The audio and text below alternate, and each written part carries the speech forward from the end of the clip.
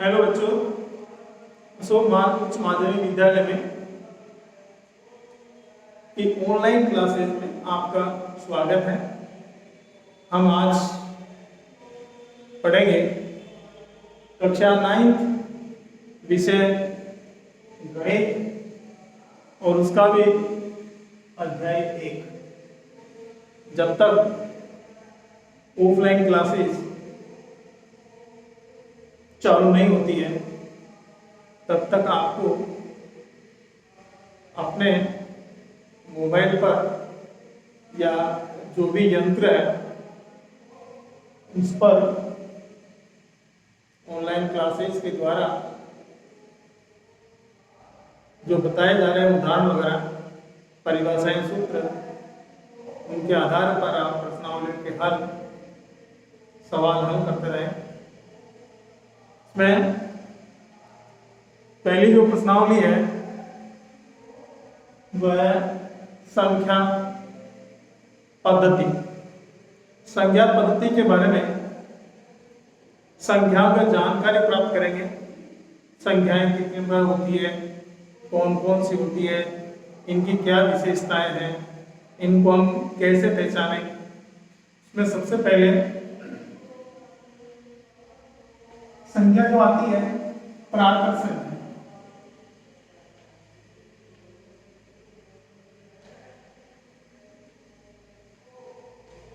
प्राकृत संख्या,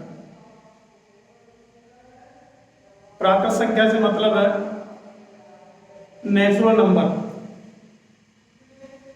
ये प्रकृति से बनी हुई संख्या है, इसलिए प्राकृत संख्या के नाम से जानी जाती है। इसकी परिभाषा है प्राकृत संख्या की,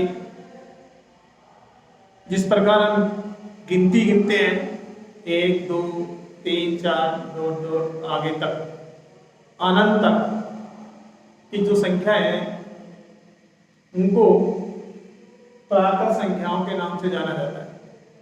अर्थात वे संख्याएं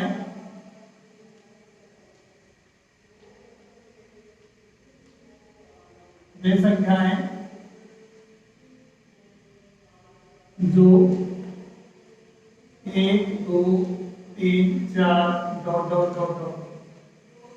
के रूप में हो, वे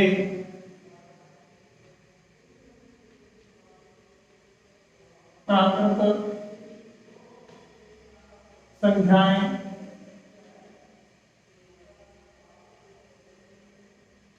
कहलाती हैं। इन्हें n से दर्शाया जाता है। इन्हें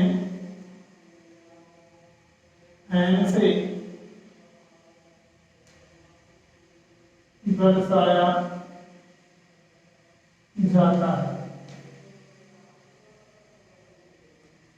नंबर 1 प्राकृत संख्या, और प्राकृत संख्या की परिभाषा लिख दी गई है। वह वे संख्याएं जो 1 2 3 4 अनंत के रूप में हो, वे प्राकृत संख्याएं कहलाती है और इन्हें n से दर्शाया जाता है। इसके बाद पूर्ण संख्या।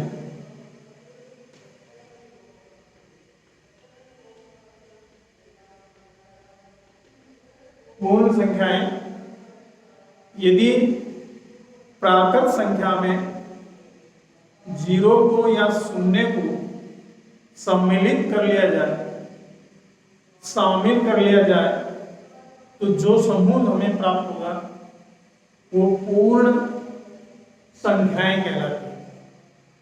परिभाषा के तौर पर यदि प्राकृत संख्या में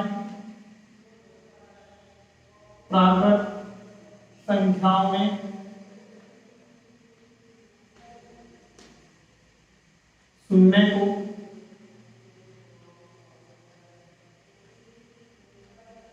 सम्मिलित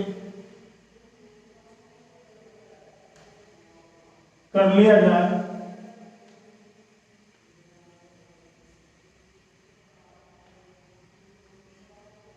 तो प्राप्त समूह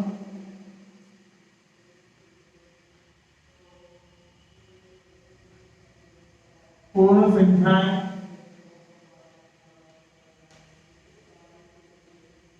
कहलाएंगे।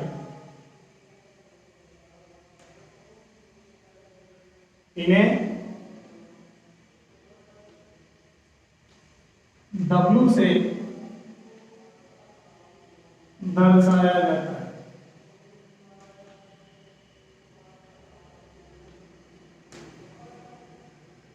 परिभाषा है, यदि प्राकृत संख्याओं में जीरो को सम्मिलित कर लिया जाए तो प्राप्त समूह पूर्ण संख्याएं कहलाएगी। इन्हें W से दर्शाया जाता है। W मूल शब्द से बना हुआ है।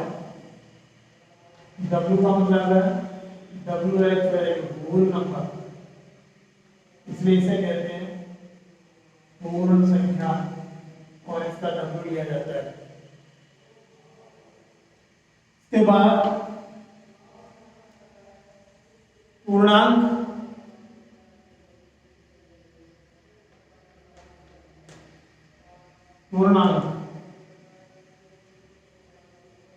धनात्मक व ऋणात्मक संख्याओं के समूह को पूर्णांक कहते हैं। धनात्मक व ऋणात्मक संख्याओं के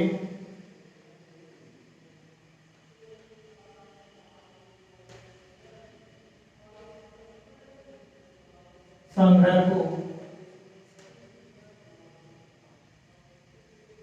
धनात्मक व ऋणात्मक संख्याओं के संग्रह को पूर्णांक कहते हैं।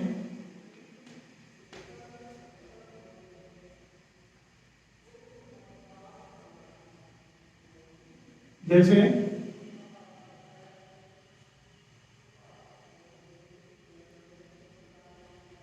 -3, -2,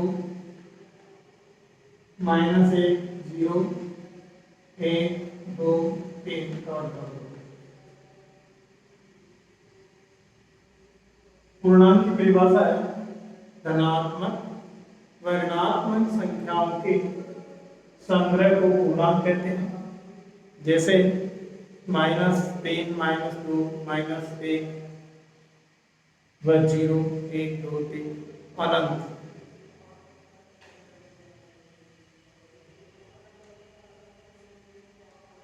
सम संख्याएं वे संख्याएं जिनमें 2 का पूरा भाग जाता हो या 2 से पूर्णतया विभाजित होती हो, वे सम संख्याएं कहलाती हैं। वे संख्याएं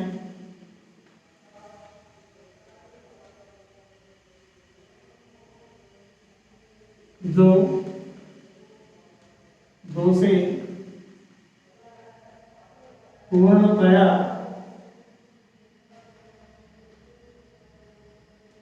विभाजित होती है,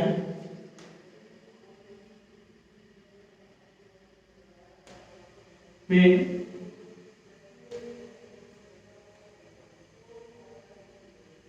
सम संख्याएं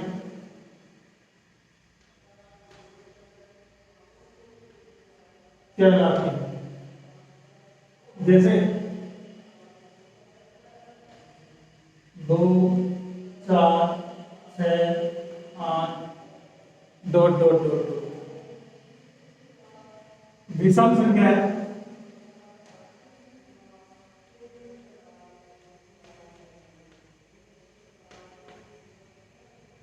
वे संख्याएं जिनमें 2 का भाग देने पर शेषफल 1 प्राप्त होता है, अर्थात 2 से पूर्णतया विभाजित नहीं होती है, वे विषम संख्याएं कहलाती है। वे संख्याएं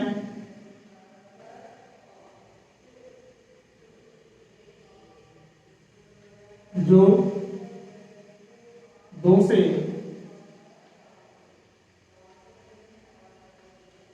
विभाजित करने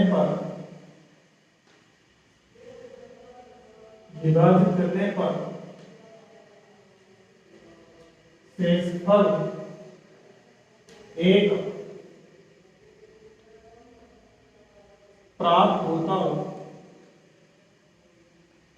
है, या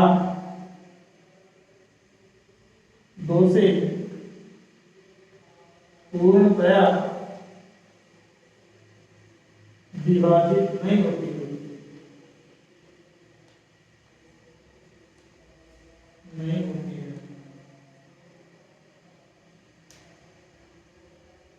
वे विषम संख्याएं कहलाती है।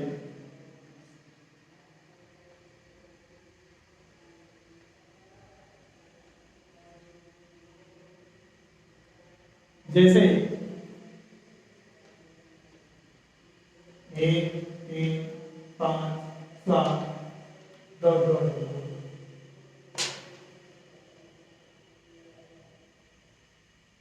तो आगे जो पढ़ेंगे वह है भाज्य संख्याएं।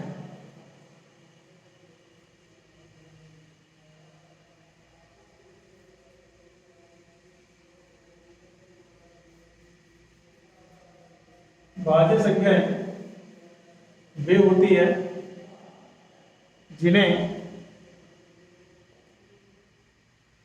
जो स्वयं या स्वयं के अलावा अन्य संख्या से जो विभाजित होती है उन्हें भाज्य संख्याएं कहते हैं। भाज्य संख्या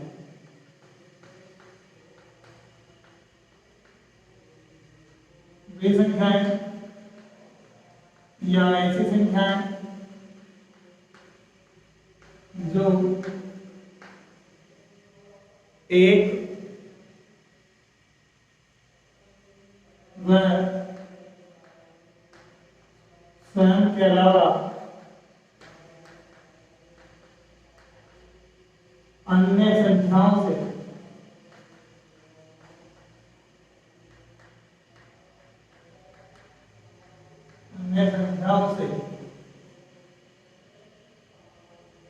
भी विभाजित होती हो।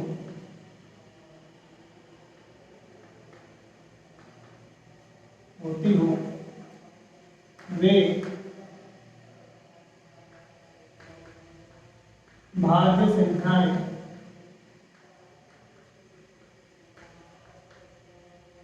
कहलाती हैं। जैसे उदाहरण के तौर पर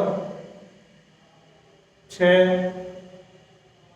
9 12 15 24 आदि। जैसे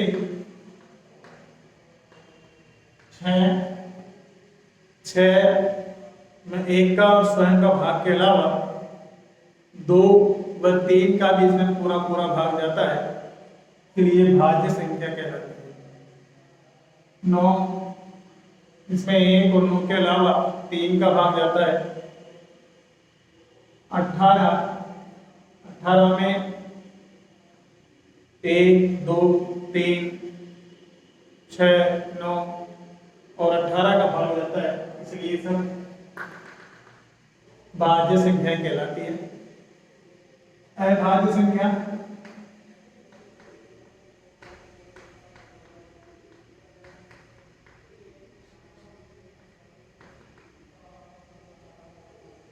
वे संख्याएं जो एक व स्वयं के अलावा अन्य किसी भी संख्या से विभाजित नहीं होती हैं वे अभाज्य संख्याएं कहलाती है। वे संख्याएं जो एक व स्वयं के अलावा अन्य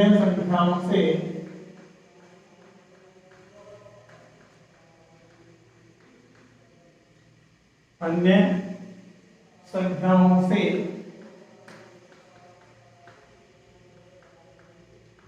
विभाजित नहीं होती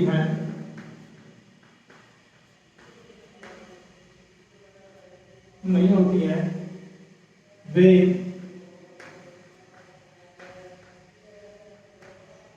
अभाज्य संख्याएं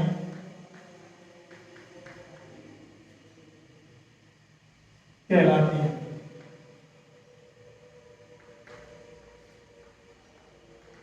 जैसे 2, 3, 5, 7, 2, 2 आदि।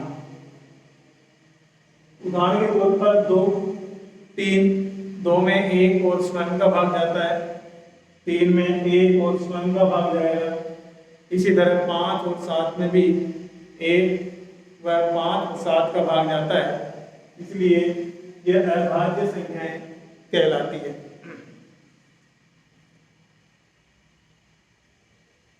इसके बाद आता है परिमेय संख्याएं।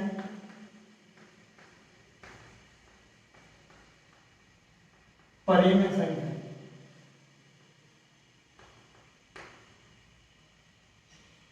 वे संख्याएं या ऐसी संख्याएं जिन्हें p बटा q के रूप में लिख सकते हैं, जहां q बराबर 0 नहीं होता है। p व q पूर्णांक हो तो p व q का सारनिष्ठ गुणनखंड 1 होता है, तो वे परिमेय संख्याएं कहलाती हैं। वे संख्याएं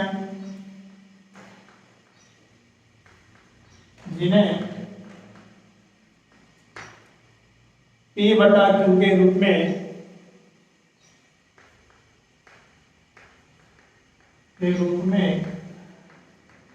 लिख सकते हैं,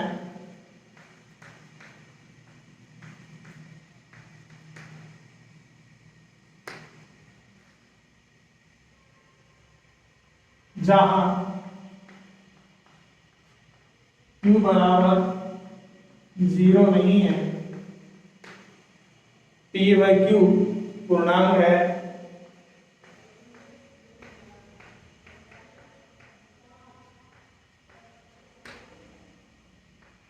p व q का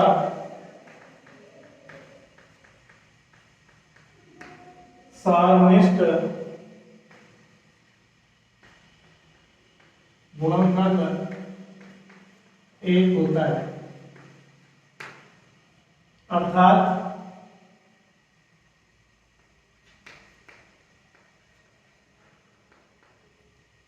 एक बटा 3 परिमेय संख्या है, -2/7 परिमेय संख्या है, 3 परिमेय संख्या है,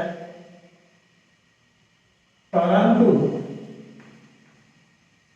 4/0 परिमेय संख्या नहीं है, क्योंकि पहले शर्त के अनुसार दे रखा है कि q बराबर 0 नहीं होना चाहिए, इसलिए p बटा 4/0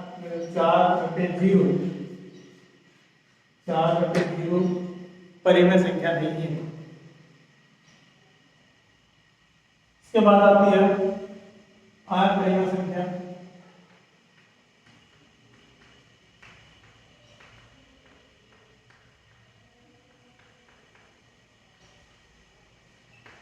अपरिमेय संख्याएं वे संख्याएं जिन्हें p बटा q के रूप में लिखा जा सकता है,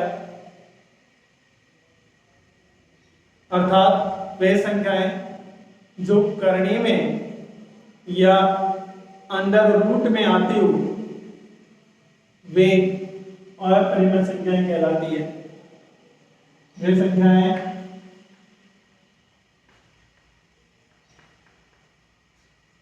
जिन्हें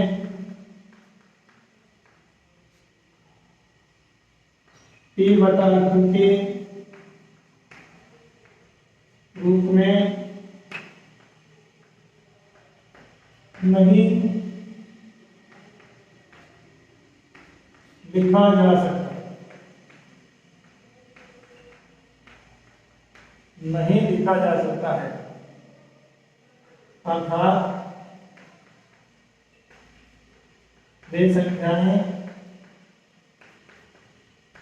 जो करणे या अंडर में आती है वे अपरिमेय संख्याएं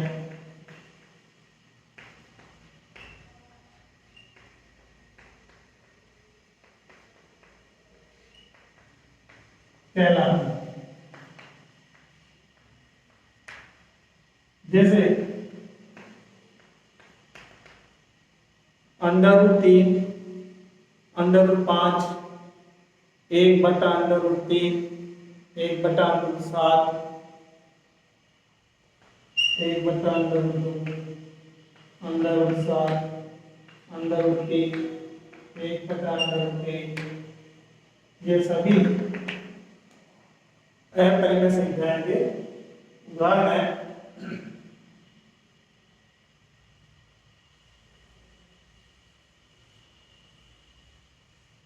इसके बाद आगे जो पढ़ते हैं वह है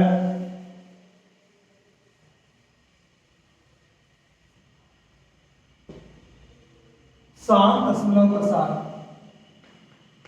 7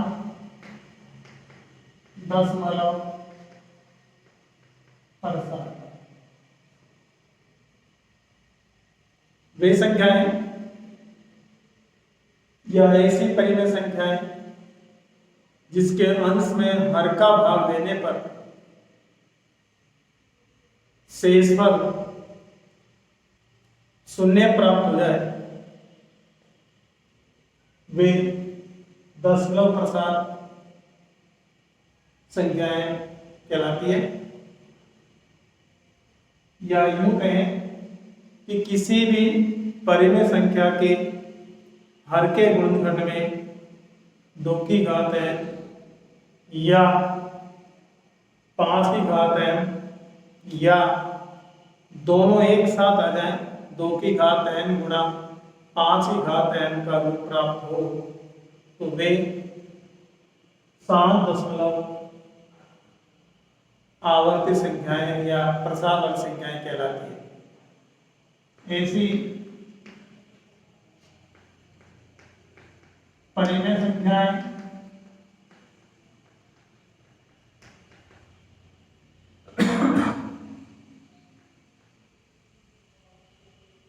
जिसके हर के गुणनखंड में 2 की घात n, 5 की घात n या 2 की घात n गुणा 5 की घात n का रूप प्राप्त हो,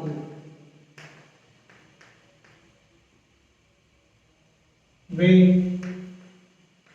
शांत दशमलव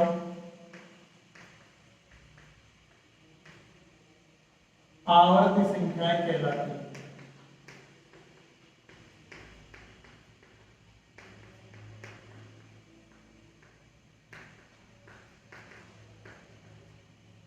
जैसे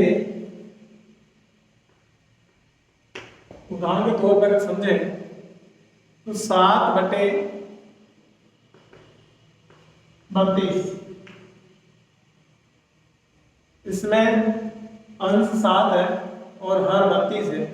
यदि हर के यदि हम गुणनखंड करें 32 के,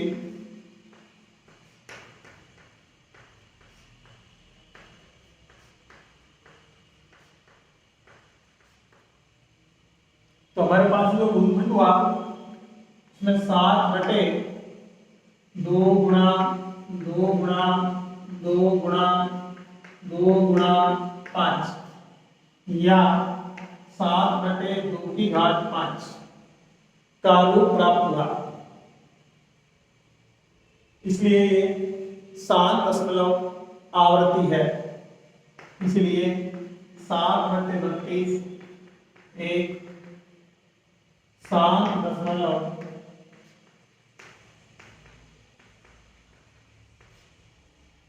आवर्ती है। इसी तरह दूसरा उदाहरण देखें तो 11/31/25 इसमें 31/25 के लिए यदि गुणनखंड करें, क्योंकि हर अपने पास में 31/25 है दी गई परिमेय श्रृंखला में, इसका गुणनफल करते हैं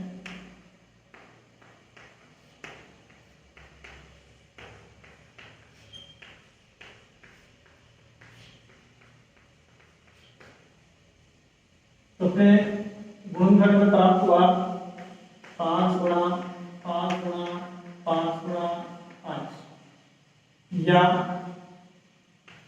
11/5 तो ये भी अपने पास शांत आवर्ती है, शांत दशमलव आवर्ती है।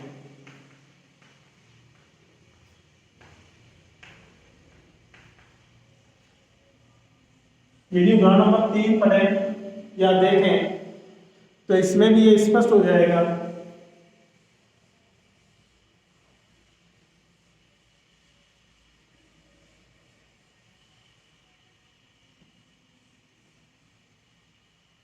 तेरह बटे 40 उदाहरण नंबर 3 में 40 के यदि गुणनखंड करें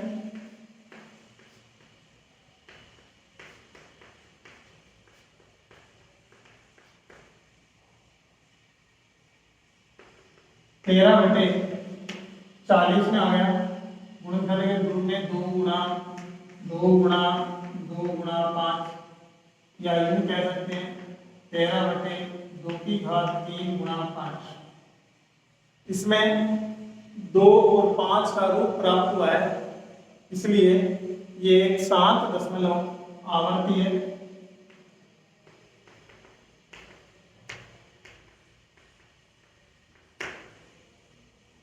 तो ये सभी जितने उदाहरण बताए गए हैं ये 7 आवर्ती के हैं, या यूं कहें दूसरे शब्दों में तो यदि हर अंश में हर का भाग दें तो दशमलव के बाद पूरा भाग जाना चाहिए, तो वो 7 आवर्ती कहलाती है। जैसे इसे देखते हैं भाग विधि से करके,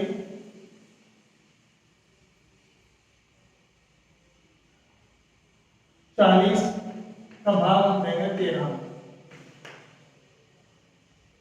क्योंकि हर 40 है और अंश 13 है, तो 40 का भाग हम 13 में देते हैं। नहीं जा रहा क्योंकि 13 छोटी संख्या है, 40 बड़ी है, तो अब हम यहाँ दशमलव लगा देंगे। 0 लगाते ही 130 हो गया। 40 दिया 120, घटाने पर एक बार दशमलव पहले से ही था, एक 0 बढ़ गया। 40 गुना 80 घटाने पर 20 प्राप्त हुआ। फिर एक दशमलव बढ़ गया, शून्य बढ़ गया, दशमलव वही है। 40 में 200 जी। भाग देने पर हमारे पास प्राप्त हुआ 0.325। तो सीधा सा अर्थ है कि यदि दशमलव के बाद पूरा भाग जा रहा है, शेष फल में 0 प्राप्त आ जाता है, तो वे 7 आवर्ती है। इसके बाद करते हैं अशांत दशमलव। आर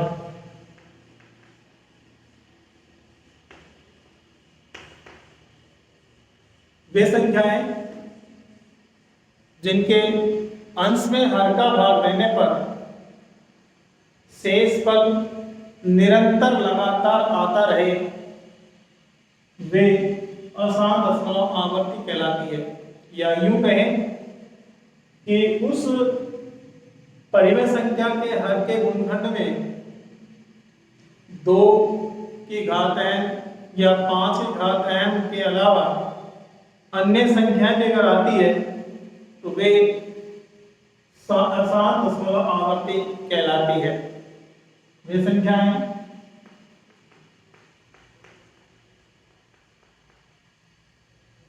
जिनके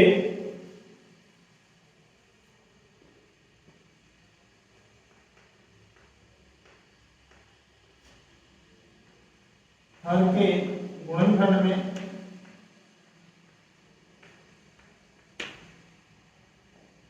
2 की घात n 5 की घात n के अलावा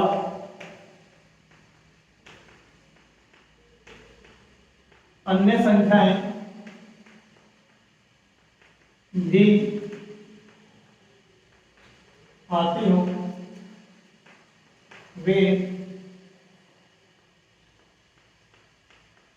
अशांत दशमलव आवर्ती कहलाती है। या दूसरे शब्दों में अंश में हर का भाग देने पर शेष फल निरंतर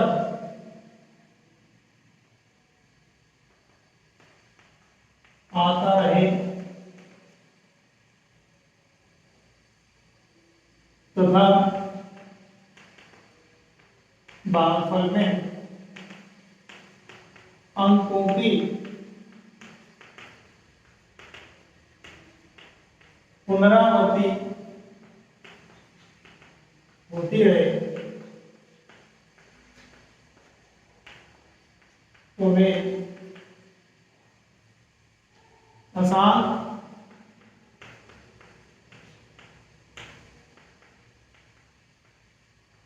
दशमलव आवर्ती कहलाती है। जैसे उदाहरण के तौर पर देखें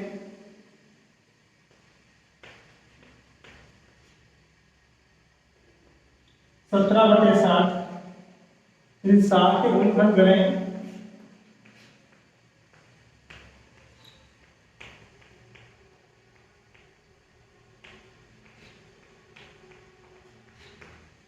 तो इसके गुणनखंड में 2 गुणा 2 गुणा 3 गुणा 5 या 17/2 की घात 2 गुणा 3 गुणा 5। तो 2 और 5 के अलावा 3 प्राप्त हो चुका है, इसलिए ये अशांत दशमलव आवर्ती है।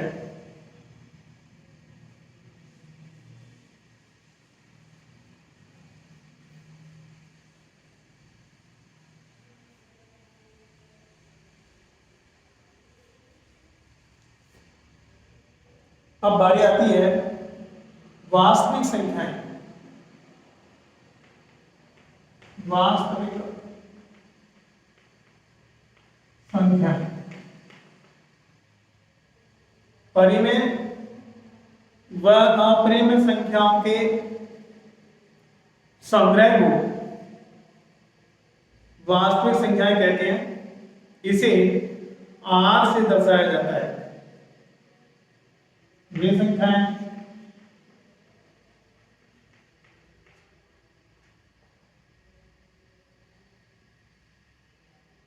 जिसमें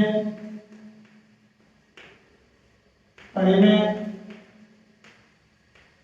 व परिमेय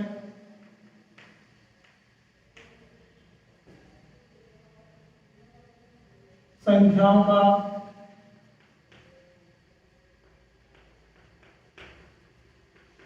समूह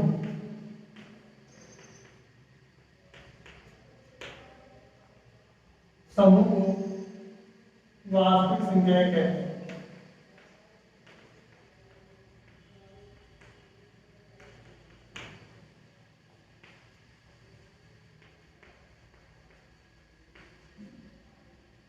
इसे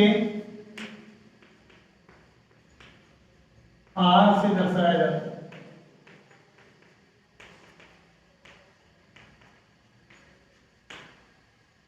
से आर से दर्शाया जाता है। इसके बाद नेक्स्ट टॉपिक अपने पास आता है, दो परिमेय संख्याएं दे रखी हो तो उनके बीच एक परिमेय संख्या ज्ञात करने का क्या सूत्र है, किस प्रकार से ज्ञात करते हैं। दो परिमेय संख्याओं के मध्य एक परिमेय संख्या ज्ञात करना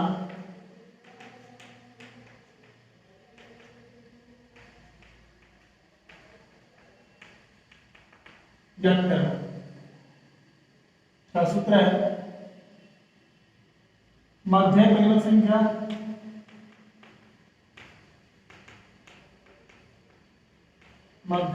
परिमेय संख्या बराबर पहली परिमेय संख्या प्लस दूसरी परिमेय संख्या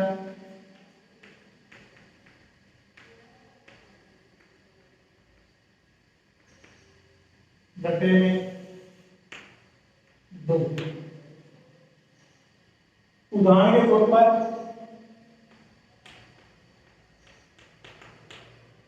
3 व 4 के मध्य एक परिमेय संख्या ज्ञात कीजिए।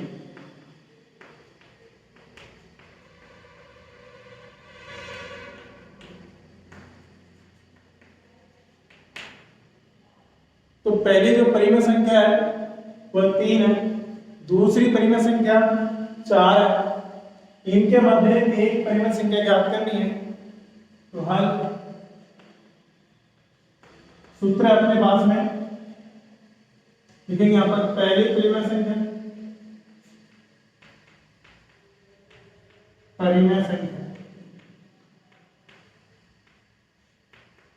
एक, दूसरी परिमेय संख्या 4, मध्य परिमेय संख्या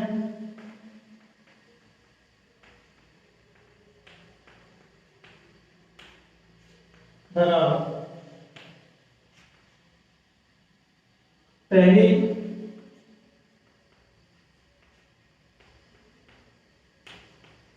परिमेय संख्या प्लस